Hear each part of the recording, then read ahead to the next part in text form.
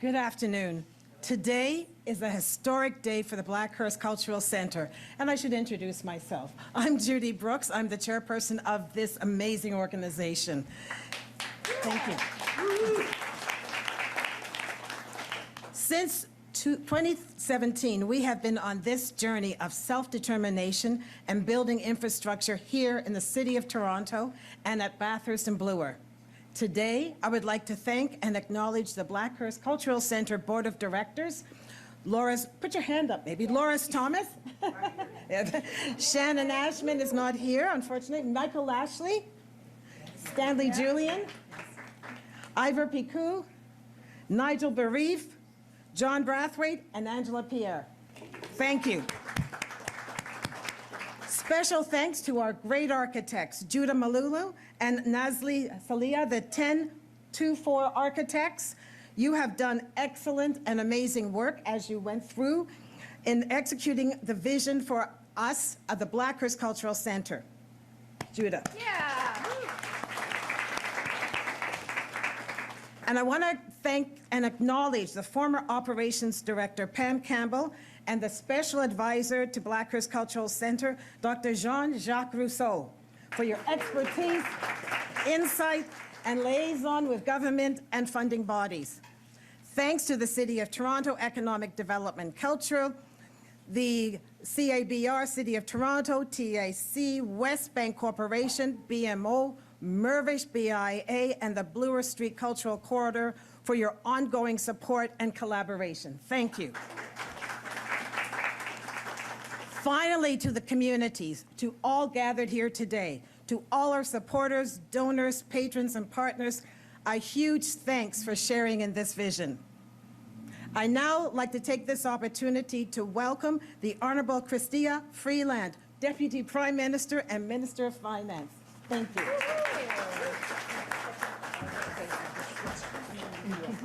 Thank you. Okay. Mayor, you might want to use my step also. That's why the mayor and I like doing events together. So I am so glad to be here today at the Blackhurst Cultural Center in Toronto. As an added bonus, we are here in the amazing community, the riding of University Rosedale, that I have the privilege of representing. I'm delighted to be here with my colleague, Minister Marci Ien. Great to be here with the mayor,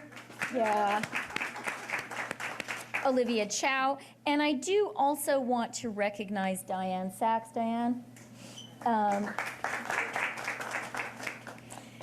Together, Diane and I represent this amazing community at the city and federal level. Notre récent budget vise à offrir une chance équitable à chaque génération. Il s'agit de faire du Canada qui fonctionne mieux pour tout le monde. C'est pourquoi nous agissons avec résolution pour construire près de 4 millions de logements supplémentaires. Nous réduisons le coût de la vie et nous favorisons le type de croissance économique qui permettra à toutes les générations de Canadiens et Canadiennes de réaliser leur plein potentiel et de se bâtir une bonne vie au sein de la classe moyenne.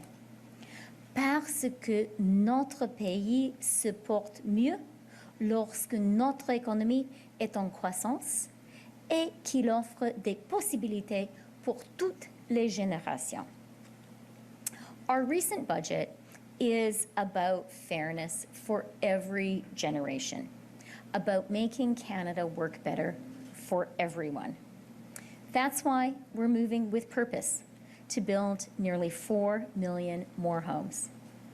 We're making life cost less, and we're driving the kind of economic growth that will ensure every generation of Canadians can reach their full potential and build a great life in the middle class.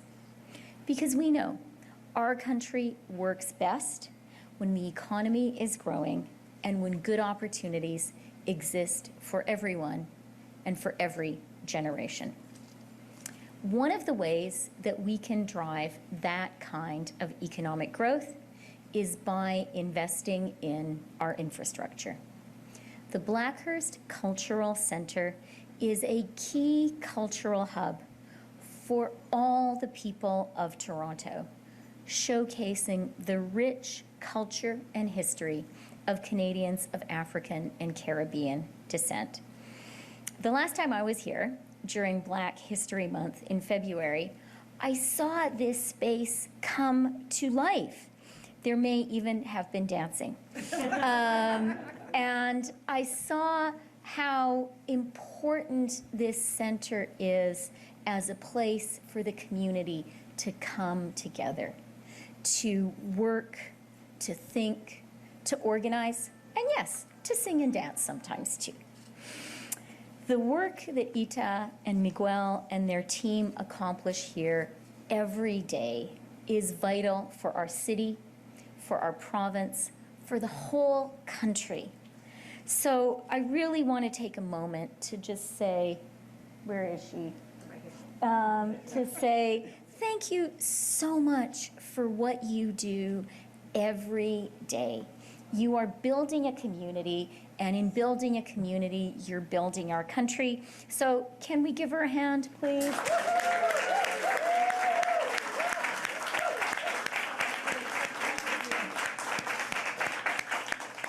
And I think that wonderful portrait of Ita over there with a crown is absolutely appropriate. Thanks is wonderful, and it's always good to say thank you and to recognize amazing people doing amazing work.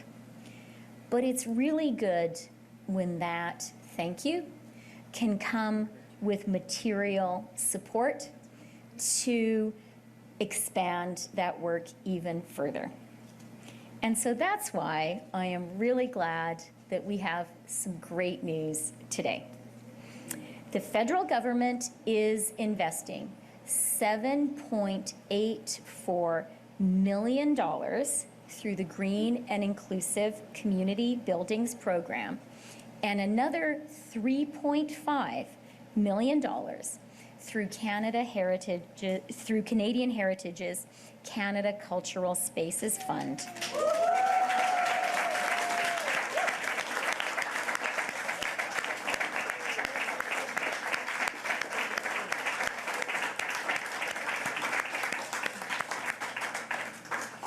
That's amazing support for an amazing center, and it is going to have a multiplier effect on the work that's being done here. This is to help the Blackhurst Cultural Center expand its role for today and for tomorrow, for generations to come. And yeah, let's give them a hand.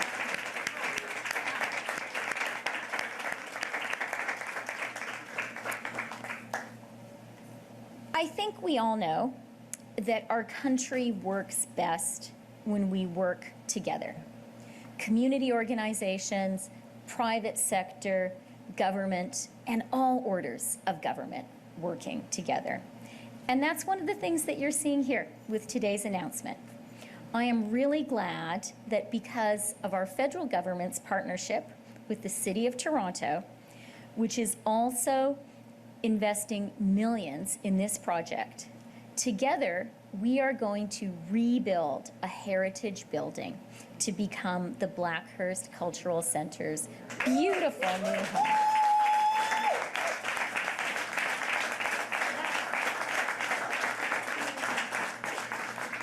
We've seen on our tour renderings of what that's going to look like. You can't see it now because there's so many people.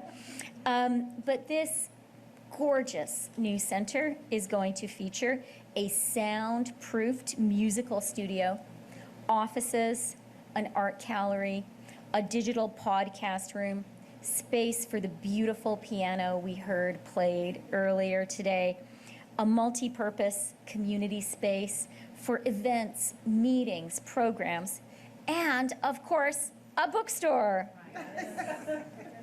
Cet investissement permettra au Centre culturel Blackhurst de s'installer dans des locaux permanents plus grands et de continuer à servir de lieu de rassemblement pour célébrer la riche histoire des communautés noires de Toronto et donner à la prochaine génération l'envie de perpétuer cet héritage, de connaître ses racines ici dans notre ville. This investment will allow the Blackhurst Cultural Center to expand to a beautiful, permanent location and to continue to serve as an important gathering place to celebrate the rich history of Black communities in Toronto and to inspire the next generation to grow and to continue that legacy, to inspire the Renaissance that we heard Aïta talking about. J'ai déjà hâte de découvrir la nouvelle programmation de votre nouveau centre et d'y revenir. I am so excited about participating in the great new programming to come in your beautiful center. We're proud to support infrastructure projects like the Blackhurst Cultural Center, and I want to emphasize cultural infrastructure, community infrastructure, that is as important for building our country as roads and bridges are. We need both. Today's investment is another positive step towards empowering Black-led community organizations in helping to build a more inclusive Canada. By making these infrastructure investments today, we can build more inclusive communities where every generation can and wants to live and raise their families, the next generation. Communities where everyone is welcome. Together, we'll unlock the door to a good life for every generation and renew the promise of our great country. Thank you very much, and thanks again to everyone who works here.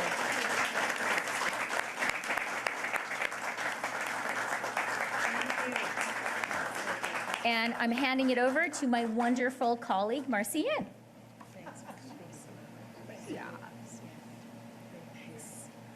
I almost needed that box, if not for the boots I'm wearing right now. Yeah, I got away with it. Marci is a giant. Not at all. Not at all. Not at all. She's a giant in other ways. Oh, isn't. Good afternoon, everyone. This is Good afternoon. this is incredible. This is absolutely incredible. First and foremost, Aïta, thank you for the tour. I was, reflecting on all of the portraits we see, the books, this space, Blackhurst, and I have to tell you, I was getting a little bit emotional because I was thinking of my dad, my parents on this day, but I'll get back to that in a second. Chrystia, thank you for inviting me to be here in your riding. This is a huge announcement, and it's my honor to be here. Mayor Chow, it's always good to be with you. It's a better day when you're in it, so thank you. And thank you as well, colleague over here, Councillor Sachs. The Blackhurst Cultural Center, that's a lot, means a lot. I feel such a deep sense of pride. I have to tell you, as a member of parliament, as a minister, part of my job is to champion the vibrant cultures that make this country strong, that make Canada what it is. But today, I'm here as someone whose roots are deeply intertwined with everything that this center represents. As a daughter of two immigrant parents who emigrated from Trinidad and Tobago to Toronto in the 60s, I'm feeling all of this right now. They ended up in St. Jamestown. I was raised in Scarborough. We moved because my dad got a job. But I've seen firsthand the powerful influence that culture, traditions, stories from Black Canadians, those from the Caribbean that emigrated like my parents did, how they shaped not only this city, not only this community, but an entire country. Aita, as you gave that tour, I was thinking when my parents got here in the 60s, it's because my dad came here to go to the University of Toronto. That's why they came. And to support himself and pay tuition in the fall, he was a porter in the summers. And so I was looking at all of this and feeling all of that. There was this group of guys, they were all West Indian that went to U of T back in the 60s. They called themselves the Romeos. We won't get into why. We won't get into why. But that's right. But they did, and they held each other together. Most of them were porters in the summer, and they cooked food, and they did all the things, and they're still best friends now. Some have passed on, others are still here. My godfather is Maurice Bygrave, that co-founded Caravana, and so his spirit is here as well this morning. This is why I'm feeling all of these things, so excuse me for being a little emotional. Black Canadians have been instrumental in shaping the fabric of Canada, from the bravery of early settlers who, against all odds, fought for freedom and they fought for justice, to innovators, to artists, to leaders who continue to break barriers today, many of them represented in this beautiful space that we've gathered in. But this center is a beacon of that history, the artistry, frankly, community. This right here is where our legacy lives. It's where our legacy breathes. It's where our stories are told, history is preserved, and futures are shaped. Chrystia talked about the power of coming together as different levels of government, and it's so important that different levels have come together over this amazing project, and we need to do more of that. I'll say this as I have this microphone here right now. This is not a small accomplishment. This will mean so much to so many. With this support, the new Blackhurst Cultural Center will have a soundproof drumming studio. Judah, one of the architects, took us through it. Offices, an art gallery, of course, a bookstore, and multi-purpose community spaces for meetings and programs and events. These enhancements will help empower Black Canadian artists to push creative boundaries and share their work. It's important for work to be shared. It will offer the community a place to gather, a place to learn, a place to grow together. And it will continue to make sure that the stories, the traditions, the contributions of Black Canadians, that they continue to hold onto those stories, that those stories continue to be told, to uplift and inspire future generations, young people that see themselves in all of this excellence. Yeah.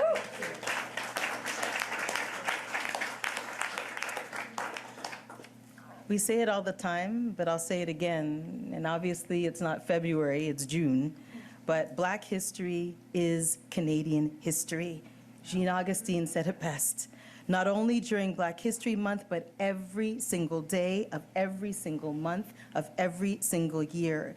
And with this funding and continued support from volunteers, staff, artists, community members, the Blackhurst Cultural Center will be a hub for innovation, for creativity, and a testament to the spirit of Black Canadians for every and from every generation.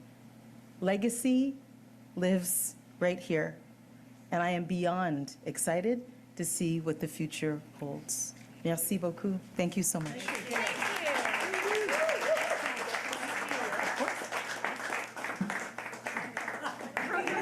your federal government. That's a present. Thank you.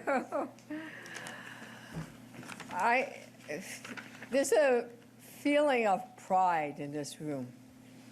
It's such an accomplishment, and it's an honor for me to be here. That spirit of coming together, that partnership that lead to this celebration. And yes, as Minister Ien and others are describing what's possible, I can hear music, I can hear dancing, I can see people reading, having a dialogue, learning that history, and listening to stories about the minister's history. And all of these amazing, whether it's Nana Kande or the great Charlie Roach, there's so, in the depth of history, it's there. And yet sometimes it's easy to forget, sometimes it's easy to take for granted, but if we don't learn, if we are not proud of the history, then you cannot move forward. And having a place to be able to do all of that and create the new Black culture and art is so important. That word Renaissance have been used, and I'm hearing it, and I'm seeing it, I'm feeling it. And yes, Deputy Prime Minister said that that infrastructure is critically important. Yes, we are all building housing, but if we don't have the infrastructure, it's not going to work. It's not a complete neighborhood. The infrastructure is roads and bridges and subways and cars and all of those hard infrastructure. But social infrastructure is just as important. Childcare centers, schools, community centers, libraries, and cultural center. Because culture in this many form is the soul of a city. And it needs a place. It needs a home that could capture it. So Blackhurst holds a very special place in our city. And by sharing the culture and history of Canadians of African and Caribbean ancestry, you are creating more understanding and connection between people from all backgrounds. And we get to celebrate the long history of Black resistance, resilience, and strength. And courage, too. And Blackhurst does critical work to help Black Canadian communities and all of us to understand our identity and build up that great sense of pride and continue to fight for economic and social justice, to build a more just city for Black Torontonians and everyone else who call Toronto and Canada our home. And if you think about partnership, Minister Freeland, you're totally right. This is a partnership that started from a vision. With all the board members here is the vision of having a center, a place where we gathered. And having that vision is not enough. Then action, piece by piece by piece. It's a little bit of funding from the city government, and all of that, let me say, 1.78 million, but a big chunk of it is from the private sector, is from West Bank, is from negotiation, and of course there's private donors, and now the federal government coming in with not just funding for building this place, but also operating funding to make this place work. Because sometimes we just put the brick and mortars, it's the people that matters, right? And the magic about this culture center is there's a family feeling. It's built on strong relationship. You see the knots, right? It's such a family. And when your bonds are strong, you are mighty and you are powerful. And that's what is happening. And yes, that's how partnership work. So a big thank you to the Deputy Prime Minister and the Minister and the local councillor, Diane Sachs, that makes sure that all the permits and all the site plan, everything works. That's very important. Yes, very important. And I have a motion at the June council meeting to get the first $1 million right here. Woohoo! Yeah. You move fast. Last time we were here, we was just signing the lease. Now we're flowing the money. Okay, that is working. Okay, more dancing, huh? Wow. I can't wait to join all of you soon. Across the street in the grand opening of the Blackrest Cultural Center. Congratulations.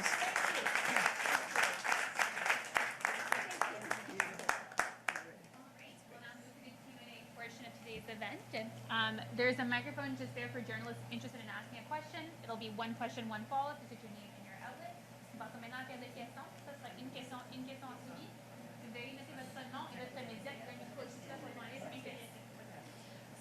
My question, I'm Andréane Williams with Radio-Canada. My question is for Chrystia Freeland.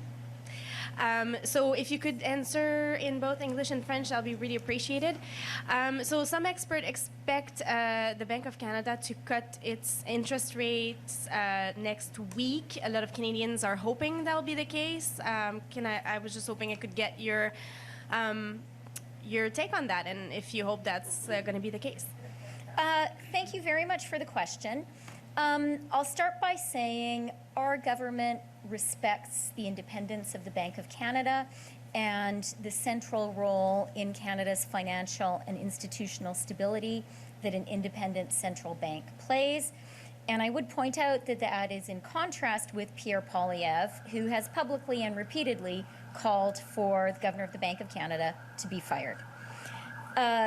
We have been glad, like many Canadians have been, to see inflation for the past 4 months be falling within the Bank of Canada's target range, including the April number, which was 2.7%, and that is the lowest inflation has been for 3 years. That's a real accomplishment of all Canadians. And we've recognized the importance of fiscal responsibility in helping to create conditions so that inflation can come down. The Governor of the Bank of Canada has been clear that a fiscally responsible position by the federal government, sticking within the fiscal guideposts that we outlined in the fall economic statement and which we met in the budget, was a very important consideration for him in making the decision about when to move rates down. And we do recognize the pressure that high interest rates are having on the Canadian economy, on all Canadians. You know, interest rates are at a contractionary level now. We recognize that that is really creating a lot of hardship for many people in Canada, which is why we've been working so hard to create conditions that would allow rates to come down. Et maintenant en français, notre gouvernement, je veux commencer en disant que notre gouvernement respecte l'indépendance institutionnelle du Banque du Canada. C'est un élément fondamental de la stabilité économique, institutionnelle, financière de notre pays. Et c'est important pour moi aussi de souligner que l'opposition, les conservateurs, ne respectent pas l'indépendance du Banque du Canada. Et le leader des conservateurs, plusieurs fois, a dit que le gouverneur du Banque du Canada n'a pas le droit de continuer en ses fonctions. Concernant l'inflation, on est contente que pour les 4 mois derniers, le taux d'inflation est resté dans la fourchette cible du Banque du Canada, incluant en avril, quand le taux d'inflation était 2,7%. C'est le plus bas niveau dans 3 ans. Et c'est une bonne chose pour les Canadiens et Canadiennes. Nous comprenons que le gouvernement fédéral a un rôle à jouer, à créer les conditions qui permettront aux banques du Canada de prendre une décision de diminuer le taux directeur. Et c'est ce qu'on a fait avec notre politique responsable financière. I'd like to follow up on a question about Donald Trump, who's now a convicted felon, which means he would need authorization to come to Canada if he wanted to do so. Would the Trudeau government allow him to come to Canada if he wanted to? So one thing that I learned during the NAFTA negotiations with a Trump administration was it's really important for Canadian leaders not to speculate about hypotheticals. There is no benefit to our country in doing that. I will say this, our government recognizes the importance of Canada's relationship with the United States, and we recognize that a central responsibility of the federal government is to manage that relationship and to defend Canada's national interest in that relationship. And our government has shown that we know how to do that. We've done it when there has been a Democratic president in the White House, and we've done it when there has been a Republican president in the White House. It's something we will continue to focus on, and I want to assure Canadians that we are very confident we will continue to be able to successfely defend the national interest, whatever democratic choice Americans choose to make.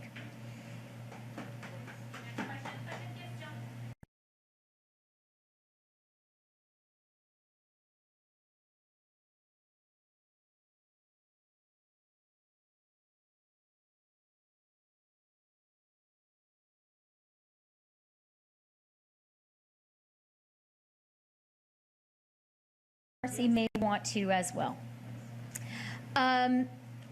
Our government absolutely believes in a woman's right to choose.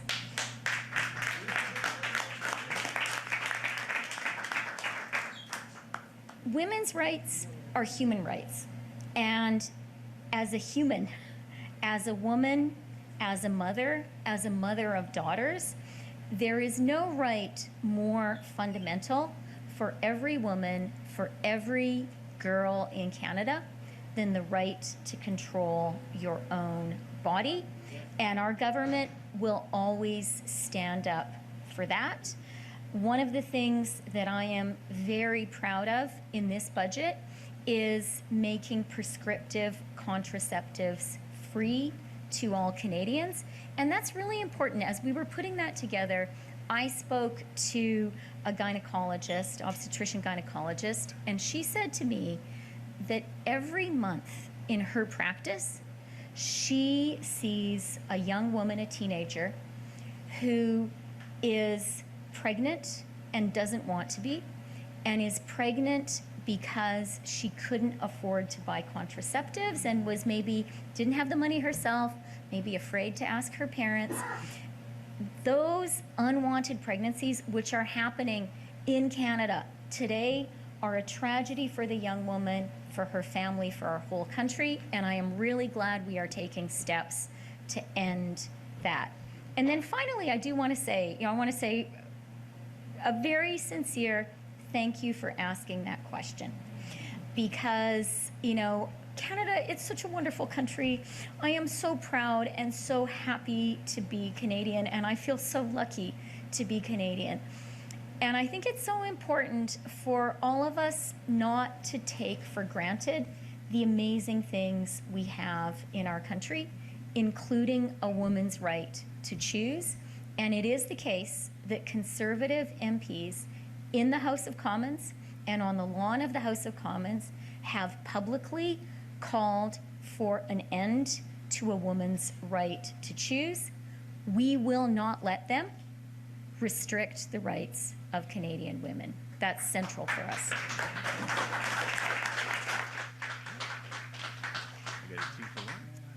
I'm going to reiterate what Chrystia said, and thank you very much for the question, because it's an important one. And when people show you who they are, and Maya Angelou said this, you believe them the first time. And this is a conservative playbook that we keep seeing played over and over again. So whether it's Arnold Viersen, whether it's Kathy Wagenthal, whoever it is, A woman's right to choose is something that has been in the crosshairs of the Conservative government and certain members for a long time. We're talking about choice here, and it's important to center that.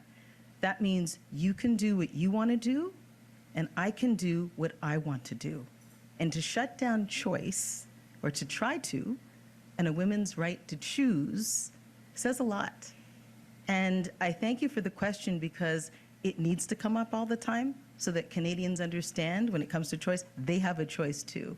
This is a government that will never compromise on a woman's right to choose, never.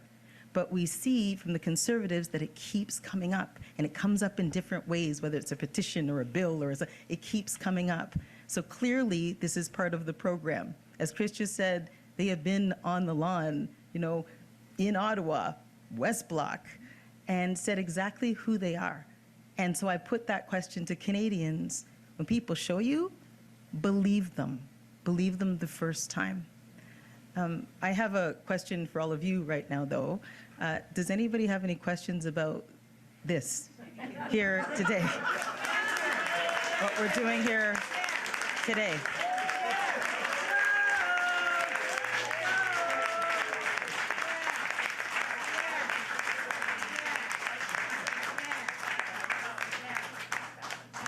Can't argue with that applause.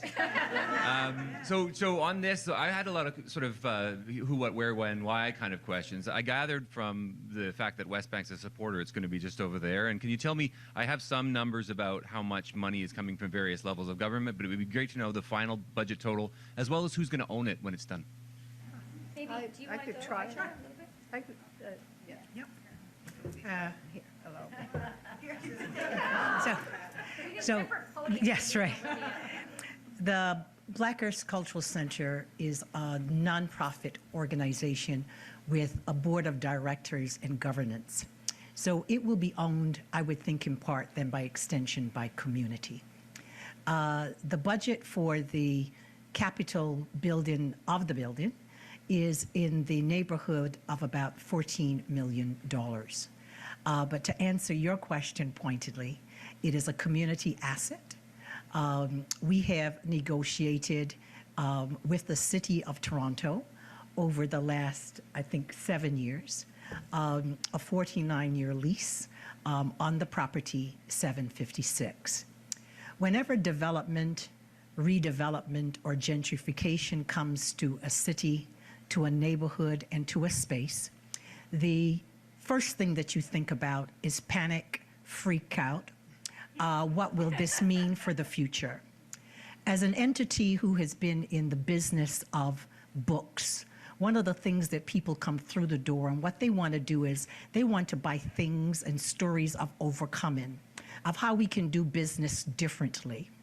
And so bookstores by their nature are part of the well-being of a society. And as you and I know, and press members, that bookstores in Canada and right across the world, they have had to reimagine themselves. We have, however, seen the power of bookstores during the pandemic, like we've seen the power of arts and culture keeping people alive, keeping mental health issues at bay. We've seen all of that. So what we had to ask ourselves is, what is the trajectory of an independent bookstore in this country called Canada? That was an easy thing for us because I've already explained to you that bookstores speak to the well-being of a community. But whether I look at Glad Days, whether I look at Another Story, whether I look at bookstores right across this country, bookstores began to reimagine themselves. Are we going to be cafes? Are we going to be books, and are we going to be salons? What will we look like? And the reason that this was an easy thing for us is that the community came and said, you are a cultural center. I like to tell the story that Jay, our window dresser, or the person who looked after our windows, one day rode up on his bicycle and he added to the window the words community center. We were a bookstore. He added that because people saw us as a space where they came to find out, where does cousin live? Where do I get a job? Where do I find accommodation? I'm a new immigrant. I'm a grandmother from South Africa in search of what is Canadian. My children, how are they going to succeed in school? So this place called a bookstore became so many things that propelled Jay to add onto our windows cultural center. And so out of the bookstore came this organic expression. And so we saw the responsibility to go to community and say, will you be part of this vision? Will you be part of this new experiment? And so we created and founded a board of directors who will look after this community asset. And so we have responded to redevelopment or gentrification or the changes of this Mervish neighborhood by creating deeper roots within this neighborhood. We've been here with our presence since the days of the Underground Railroad. So it only seemed fitting that we would continue to grow deeper roots, building on that presence, building on the presence of the people who came in the 1950s and 60s. And I was very glad that Marci reminded us, Minister Ien, that her parents or her dad came to the University of Toronto. Every year, about 60,000 students descend in this neighborhood. We are next to high schools. So again, it made sense that while we are in the business of reminding people about the legacy here at Bathurst and Bloor, we're also to be a beacon for young people who are very much part of this neighborhood. There is no rule or written rule that says when development arrives at your doorstep, you have to move. You feel the pressure of the development. And I will go on record to say that what we did is when David Mervish came around and he spoke to all the tenants, we have been in this neighborhood now, the bookstore, going into its 30th year. My husband and I have had the good fortune to be in service here for 28 years. And so when David Mervish came around and told everybody in this old eclectic block called the Mervish Village that I'm selling the book, the empire today. I'm selling Mervish Village. The first thing that came to mind is, what have we read? What do we sell? If you go to your hairdresser and that hairdresser has a bad hairstyle, chances is you're not going to be doing business with that hairdresser. So we had to think about what we sold, and we sold stories of overcoming. Mandela's long walk to freedom, Reuben Hurricane Carter coming here from the United States of America and making his home here and being the hurricane. We had to think about all of that. We had to think about Albert Jackson, a pioneer here as a letter carrier, and what that meant to him being that pioneer here as a letter. We had to think about all these things. And so we had the confidence and the audacity to phone up Ian Gillespie or to email him, the founder of West Bank, to say, we don't know of any other Gillespie outside of Dizzy Gillespie. So we are hoping to dance with you in the tempo called jazz. That made sense to us because after all, we came out of a different experience. We wanted to have a different narrative, a different story in the Canadian landscape. And as we looked at all the other developments, whether they be those in Regent Park, whether they be those in Lawrence Heights, we had to ask ourselves as an institution, what have we learned from those things? We can't have the same old because you wouldn't show up to press conferences. But we wanted you to show up to press conferences because we had a different way of telling the Canadian story and the Canadian narrative. And I hope that that speaks to your question.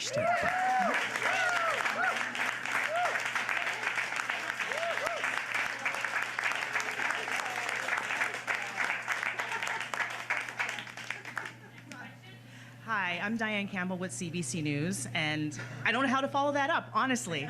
And I know it's a very joyous day, but I do have a couple of questions for Minister Freeland about the Middle East. If you could please answer that in English and French. No. I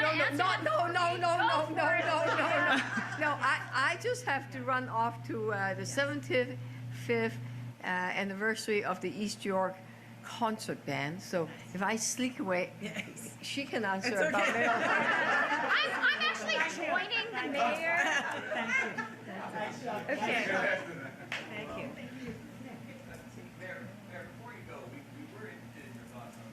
The Toronto convocation tomorrow.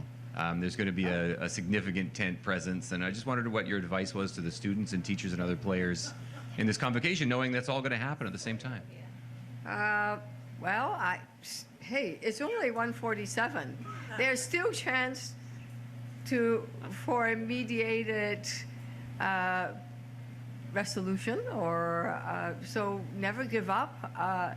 Hopefully there's dialogue happening, but I know the King's College Circle really well, so the convocation is going to be on Con Hall, which is mostly inside, and then photos can be at different places. So I don't know, I'm not University of Toronto, but I do hope they continue their dialogue. Okay, thank you. Middle East. Thanks, Minister Freeland. So I have two questions on the Middle East. If you can answer in English and French, that would be most appreciated. Firstly, Palestinian Canadians have told us your government isn't doing enough to get people out of Gaza.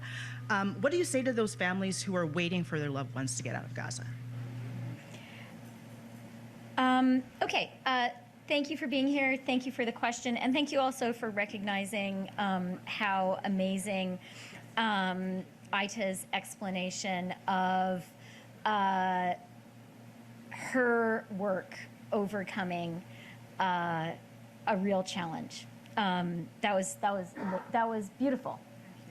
Thank you. Okay. Thank you for the question about Palestinian Canadians. I have spoken to many Palestinian Canadians, and I know from them how absolutely heartbreaking, heart-wrenching the situation is, how horrible it is for them to be so concerned about their family members. And I absolutely recognize their frustration and hurt at how hard it is for their family members to get out. I do want to say to them that our government is seized of the issue and working really, really hard to help them. Merci. Je veux juste dire que on comprend le deuil, les inquiétudes, les frustrations des Canadiens d'origine palestinienne.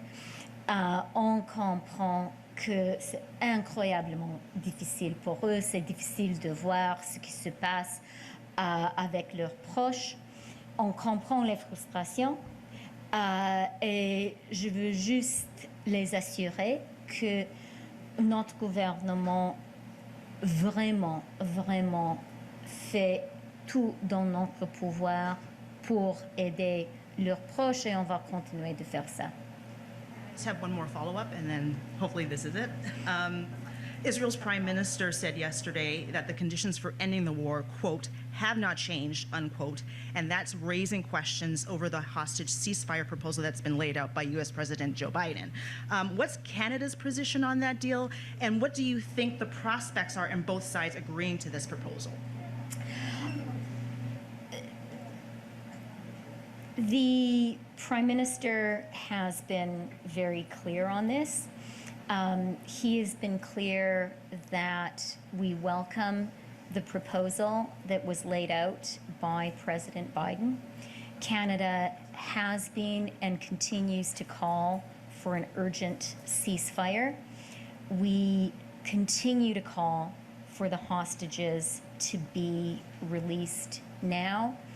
We believe humanitarian aid urgently needs to be delivered. The proposal that President Biden laid out is an important step. We've heard from the president that he sees this as a real offer, and we agree with the president that it's time now for the other side to make clear their view of the proposal. Et en français. And that's it. C'est tout. Alors, le Premier ministre était clair. Le Canada appuie la proposition qui était expliquée par le président Biden. Nous continuons d'appeler pour un cessez-le-feu. Nous continuons d'appeler pour que tous les otages soient libérés. Et nous continuons de pousser pour la provision d'aide humanitaire. Merci. Hi, Mark with Global News. The question I have is for the Deputy Prime Minister. We've heard the Prime Minister say that he doesn't want to see the value of existing homes decline as a means to protect people's retirements. The sticker price on homes are a significant barrier for young people entering the market. What's your message to young people with this being the government's mindset? You know, our message on housing is really, really clear. We understand that housing is one of the preeminent challenges for Canadians right now. It's a human challenge, it's a social challenge, it's an economic challenge. And that is why the budget that we put forward this spring was focused on fairness for every generation, on getting more homes built faster, a plan to build nearly 4 million homes, on affordability to support Canadians with things like dental care, a national school food program, and on investments in economic growth. Things like our investments in the EV battery supply chain, which have been remarkably successful. Things like our Indigenous Loan Guarantee Program. So we understand that now is a time that Canada needs to do these things, and it starts with getting more homes built faster. We are doing that. You know, the mayor was here with us, and I'm sorry she's not here still because she's been a great partner. And with our Housing Accelerator Fund, that's $471 million for the City of Toronto to get more homes built in our great city, 53,000 more homes. That is a big deal. And the action that the City of Toronto has taken to cut red tape, to lift zoning restrictions is a big deal and is going to get more homes built for great people in our city. And, you know, we've heard a lot about Mirvish Village and the development just across the street here. We are seeing our collective efforts to get more homes built in action. The development over there, it's about 960 units, and that is a collaboration of the private sector, of the public sector, federal government with the apartment loan construction program, $200 million of financing for that development, of not-for-profit organizations like the Blackhurst Cultural Center, which is going to be housed there. And that is 960 new homes, of which a third are going to be affordable. So, you know, I think that everyone recognizes we are not going to solve our country's and our city's challenges with housing overnight, but we have put our shoulder to the wheel. We believe the solution is, you know, supply, supply, supply. That is what we are focused on, and that's what we're doing. Okay? Okay, c'est ça. One more question. Okay. It's Neil Armstrong from the Jamaica Gleaner as well as Caribbean Camera. You're both in this Black cultural hub. You got a tour earlier by Ita Sadu. And so I'm wondering, beyond this announcement today, what do you see yourself doing to tell the story to your constituents, to share the story about this center in years to come when the new center is built, and even the possibility of having tours, suggesting tours of this space? How do you see your role beyond today? Do you want to start, Yes, I Marci? would. I'd love to start. Sorry. That's a She's just showing off how tall. Not at all. It's the boots, Chrystia. It really is the boots. That's a great question. And it's not just about Blackhurst and this cultural center. It's about NIA and that cultural center. It is about cultural centers in Halifax and other parts of Nova Scotia and across the country. This is a narrative that our government, and not just a narrative, because there's bricks and mortar too, and dollars, that is so very important. Because as I said earlier, it isn't just February. It's every single month. It's every single year. And it's putting the dollars behind those projects. It is keeping these stories alive, and not just alive, but flourishing. I almost brought my 2 kids here today, but I couldn't convince them to come. They were like, yeah, no, Ma. But it's the younger generations that do come here and will continue to come here, and that learning and that storytelling, and it's the pride. You know, I always think to myself, if you don't see yourself, if young people don't see themselves, then how can they be those things? And that starts at a very, very young age. If you don't see yourself, maybe, you know, teaching in a classroom, if you don't see yourself being, you know, maybe a politician even, if you don't see yourself being anything that drives a community, how then do you move forward? And that's what's important about Blackhurst and places like this. Young people will be able to see themselves. This will continue. They will gain the confidence that they need to lead, because that's what they need to do as well. So this isn't just a one-off. This is support now and into the future, and support for so many other centers like this and places like this that are telling the story of Black Canada. Thank you. Beautiful. Thank you.